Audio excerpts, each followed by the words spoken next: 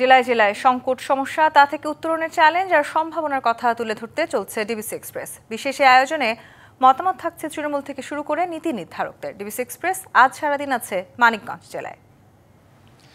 CSRM DBC express আজ মানিকগঞ্জের হরিরামপুরে, এবং এই হরিরামপুরের যত ইউনিয়ন রয়েছে কিংবা রাস্তাঘাট রয়েছে, নাগরিক সমস্যা রয়েছে, সেগুলো নিয়ে ডিবিসি এক্সপ্রেস আজ সাধারণ মানুষের সঙ্গে কথা বলেছে। আমরা বেশ কিছু জায়গায় গিয়েছিলাম। এই মুহূর্তে আমাদের সাথে আছে হরিরামপুরের উপজেলা নির্বাহী কর্মকর্তা। আমরা এখন একটু তার সঙ্গে কথা বলবো এবং এই এলাকার জনগণ যা বলেছে সেই সম্পর্কে আপনার কাছ থেকে একটু জানতে চাইবো যে এখানকার একটি ইউনিয়নে সেখানে হচ্ছে বাঁধ থাকার পরেও সেখান থেকে বালু উত্তোলন করা হচ্ছে। এতে করে স্থানীয় যারা রয়েছেন তাদের অভিযোগ হচ্ছে যে এখানে যদি বাঁধ থাকে আর এখানে যদি এখান থেকে বালু উত্তোলন করে মাটি কাটে তাহলে তাদের সমস্যা হবে, নদী ভেঙে যাবে। তো এই ক্ষেত্রে আসলে কোনো রকম আপনাদের ব্যাপারটা অবগত আছেন কিনা আপনারা? এই বিষয়ে এর মধ্যে আমি অবগত হয়েছিলাম, যুগান্তরে একটা নিউজও হয়েছিল, তো তার পরবর্তীতে আমরা ব্যবস্থা গ্রহণ করেছি।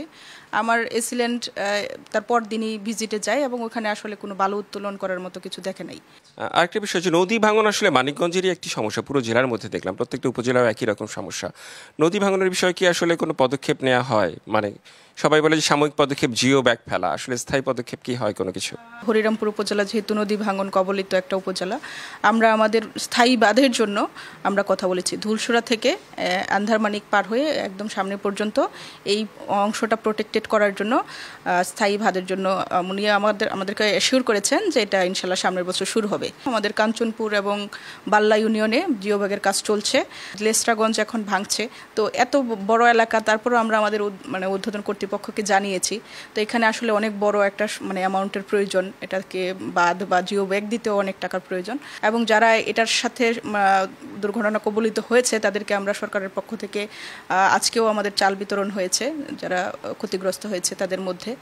আপনাদের পদক্ষেপগুলো আপনি বলছিলেন, একটু চিকিৎসা সেবার দিকে আসতে চাই। যে পুরো হরিরামপুরে একটা মাত্র হচ্ছে স্বাস্থ্য কমপ্লেক্স, উপজেলা স্বাস্থ্য কমপ্লেক্স।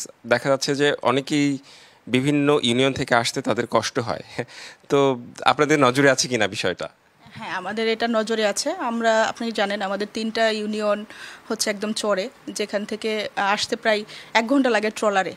তো এইখানে স্বাস্থ্য সুবিধা নিয়ে আমরা বিভিন্ন সময় কাজ করছি। এছাড়াও আপনি হয়তো জানেন আমাদের উপজেলা স্বাস্থ্য কমপ্লেক্সেও অনেক ডাক্তারের স্বল্পতা রয়েছে, মাত্র 5 জন ডাক্তার এখানে কর্মরত আছে।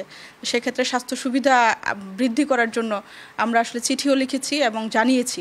সবশেষ প্রশ্ন আমার, যে রাস্তাঘাটের অবস্থা যে খুব একটা ভালো তা না, অভ্যন্তরীণ এই বিষয়টা একটু জানতে চাই। অনেকেই বলছে যে রাস্তাঘাট ঠিক করলে তাদের জন্য সুবিধা হয়।